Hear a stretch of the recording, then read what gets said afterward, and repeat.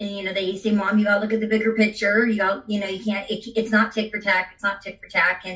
And sometimes I'm kind of simple minded like that, but and I got to talk to the kids and they grounded me and bring me back down. And Steve does, and Shannon does. And I just got to keep talking to them and listening to them and have them help me out. A reminder that there was DNA evidence found on the sleeve underneath the leg. Welcome back to my Mental Health and Crime channel. My name is Huda London. This is the case of the Idaho quadruples.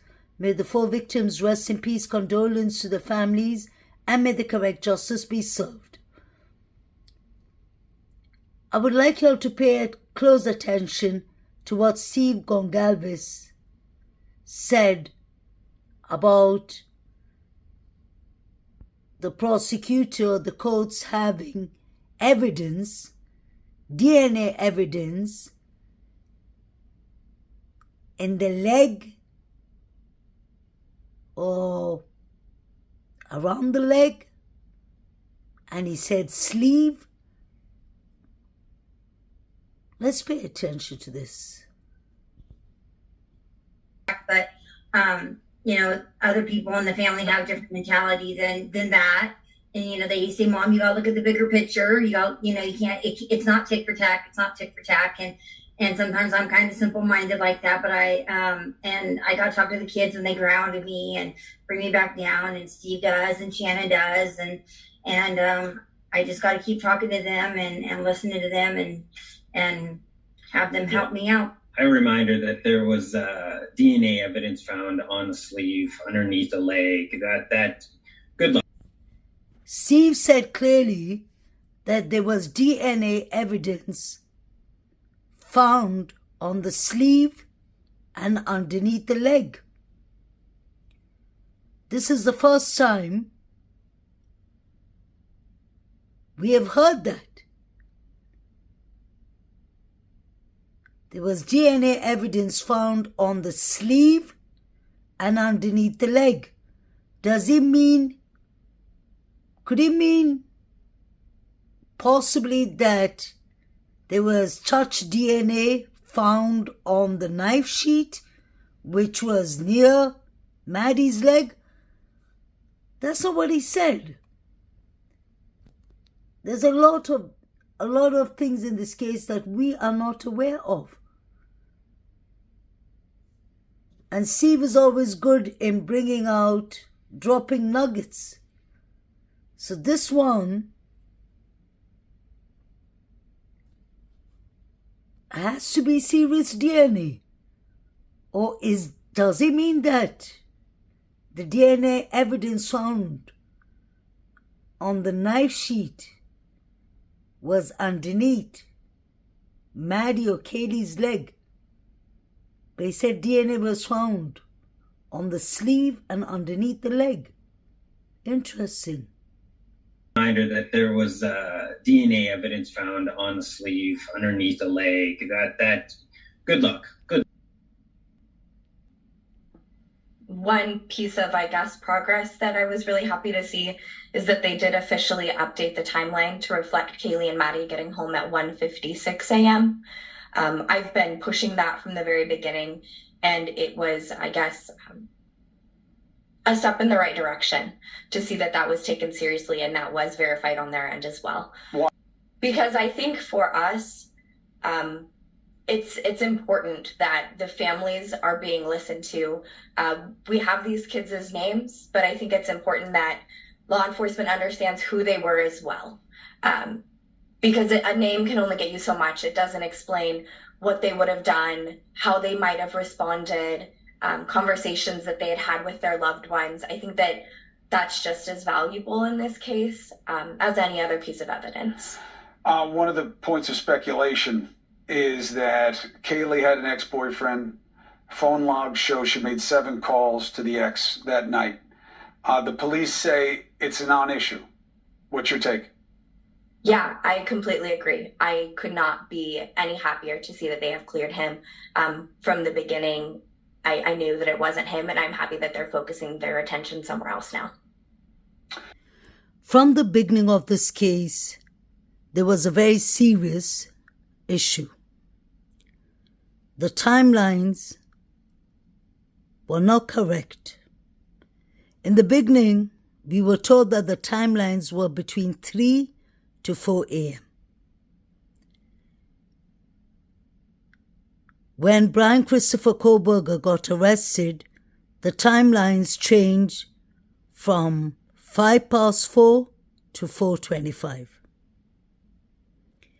But if you pay attention to everything that was happening that night, from the Banfield alcohol stop to the four or five figures running,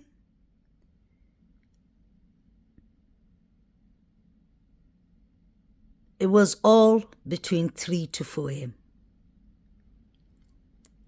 Xana and E were not seen at all that night. The last time they were seen was E was in a party with his triplets and his sister Maisie, his roommate. He and Hunter took his sister and his sister, his roommate, as dates to the Betty Ball. Remember, that was between 8 to 9 p.m. We've heard rumors, we've been told that E and Xana were at the Sigma Chi fraternity party. But do we actually have proof? The Sigma Chi fraternity president says that they do not have any cameras, so they can obviously not see who was coming in or going out.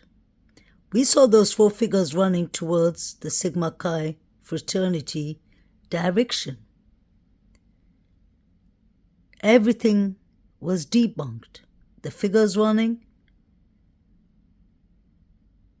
the boys on the alcohol Banfield alcohol stop, all of that was ignored.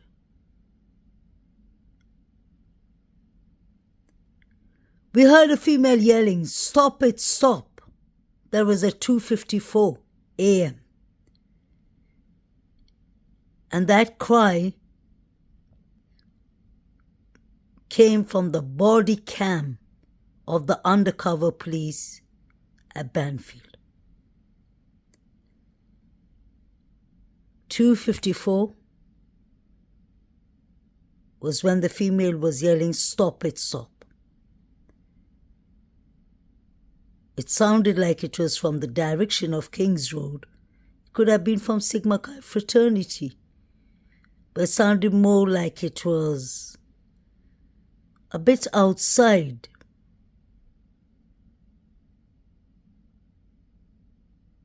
It could have been inside the house too.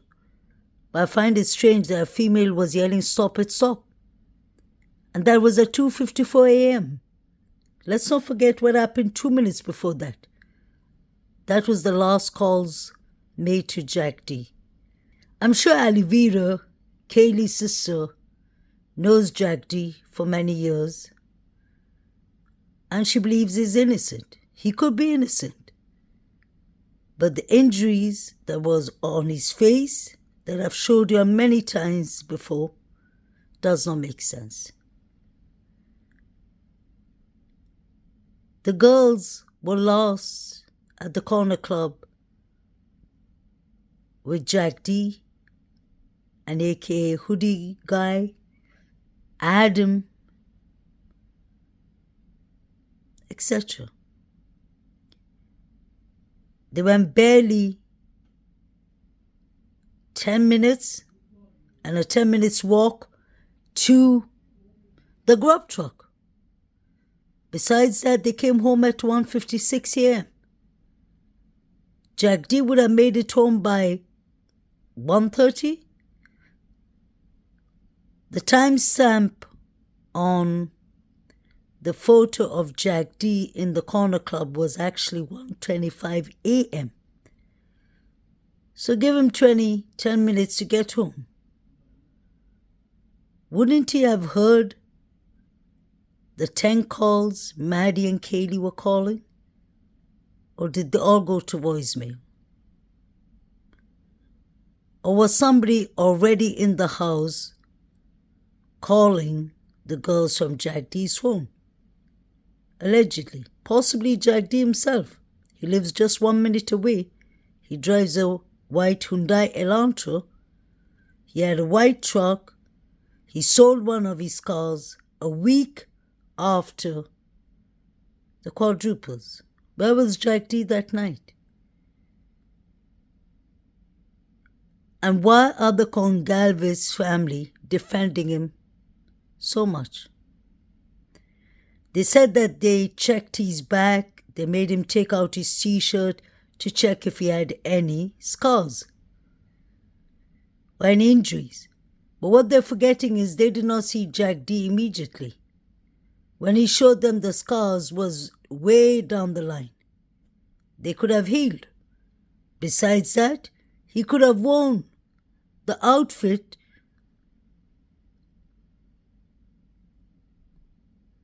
like a dungaree outfit or something with the material to make sure that he doesn't injure himself. That is quite possible. So I wonder what proof the Goncalves has that Jack D isn't involved. By involvement, I mean knowing that allegedly something was going to take place and he didn't say anything. By involvement means, obviously, he got someone, he paid someone off to do this. It could have been anything. Jack D was the last person to be ruled out in this case, and I find that a red flag. This was the last picture of the triplets.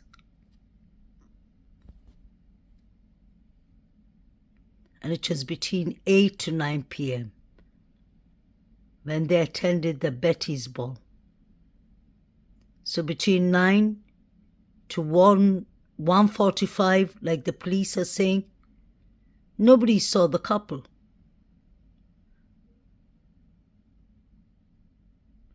The police were trying to investigate the couple is timeline from the very beginning. Obviously, nobody at the Sigma Chi or the fraternities are going to talk, even if they weren't involved. This is the Greek life. The fraternities and sororities have their own kind of bindings that they would never snitch or tell.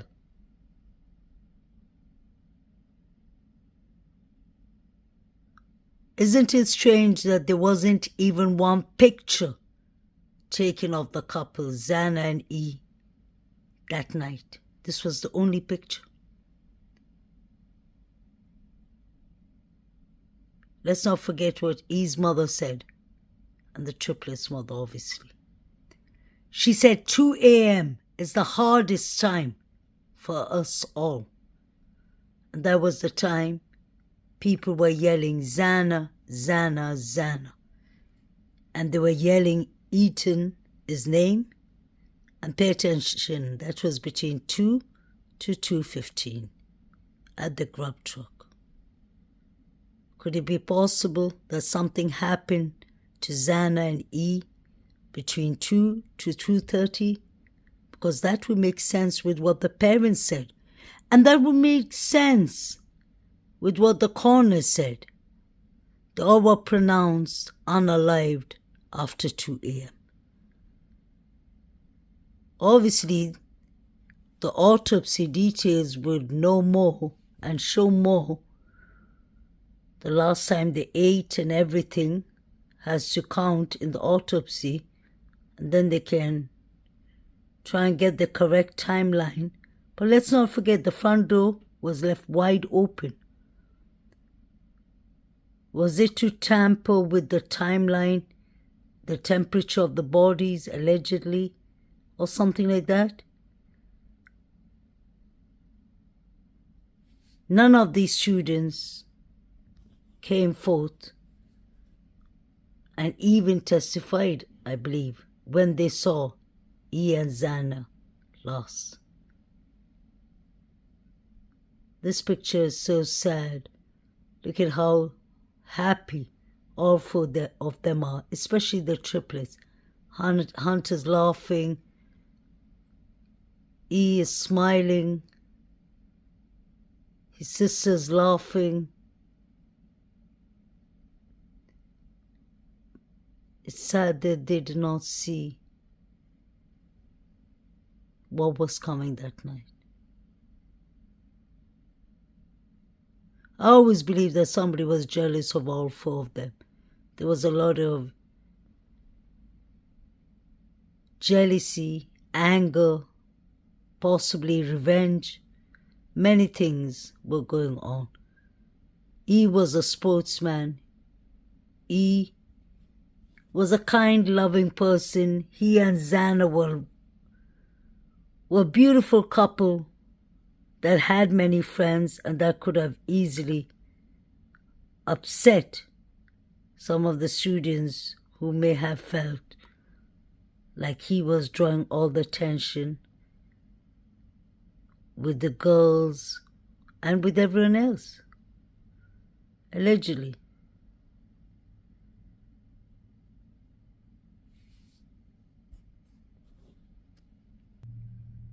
These were some of the students who attended the Betty Ball. So they would be witness of the people who actually saw the triplets lost that night.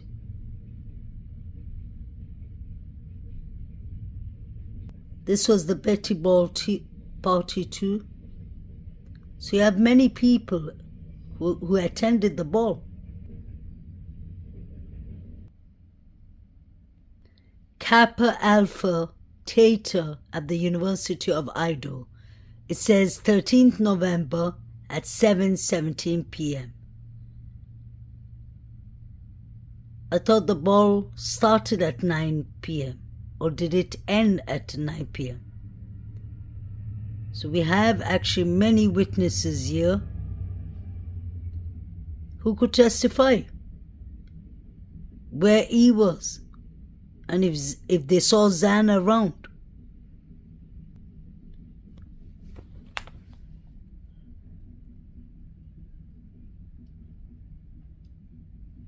At 11:20.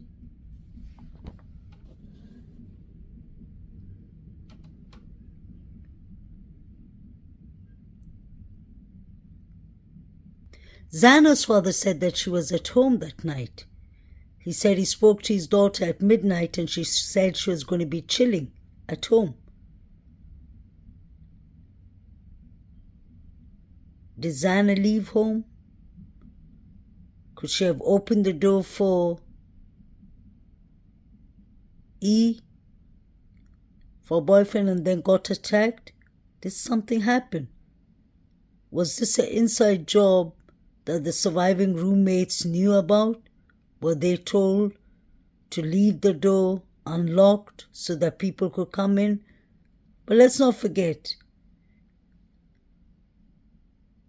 Olivia, Kaylee's sister, said that everyone or many people had the keypad code to enter the house. Why was the front door left open? I wonder if people came in, if the suspects came in from the behind door and the front door at the same time. Because let's not forget, we saw 4 figures running.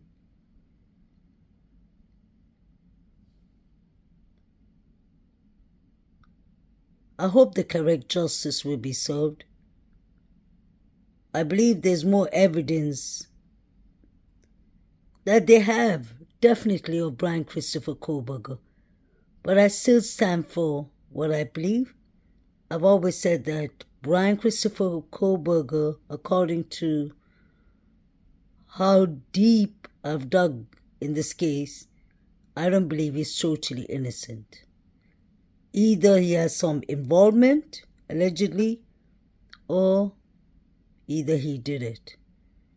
But I still can't find any motive tying or connecting Brian to this case. If it was a random stranger attack or a psychopath, they wouldn't come to a house that is full of parties, usually, and a house that there's 4 roommates, 1 boyfriend, that's 5 people, and a dog. Why would Brian Christopher Kohlberger take that chance? According to the police and mainstream news media's narrative, is that he was talking the house 12 times previously before the quadruples. I could believe that, but I don't believe completely he was talking the house. He could have been around the area, or he could have come to Kings Road, 1122 to Kings Road for other reasons. He could have been buying.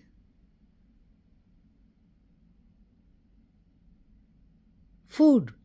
Like, you'll understand what I mean.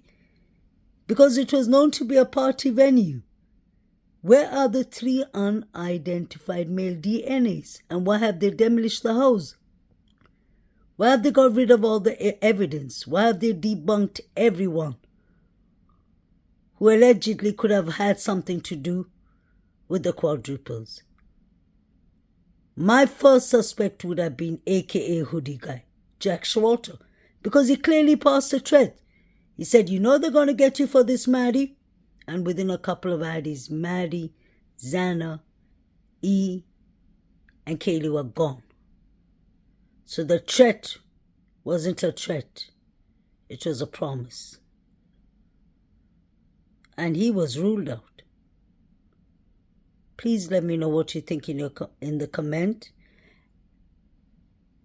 And I'm still shocked by what Steve Goncalves said in his interview. Was it yesterday or day before? He said that let's cut out all the crap, he said. Let's continue with this case quickly, he meant, because DNA was found under the leg and under the sleeve. What kind of DNA, Steve? Was it touch DNA? Because the only thing we heard is touch DNA was found on the knife sheet, not a sleeve, and definitely not a leg. But let's not forget, before this case was on gag order, the parents knew a lot. I wonder why Xana, E, and Maddie's family aren't so focused like the Goncalves. Let me know. Is that good or bad? I think it's good that the families have distanced a bit from the case, but in a way I think it's wrong too. I really like what the Goncalves are doing, sticking up, standing there for every court case, always taking turns as a family that somebody goes to the court, because it's important. They need to see the justice for Maddie, for their daughter Kaylee, and for the 2 other victims. I can definitely understand the other 3 families who do not want to go back, who do not want to go sit and face the person they believe done these horrific murders and could have possibly have done it. But he is innocent until proven guilty. Please like, share, and subscribe. Have a lovely weekend.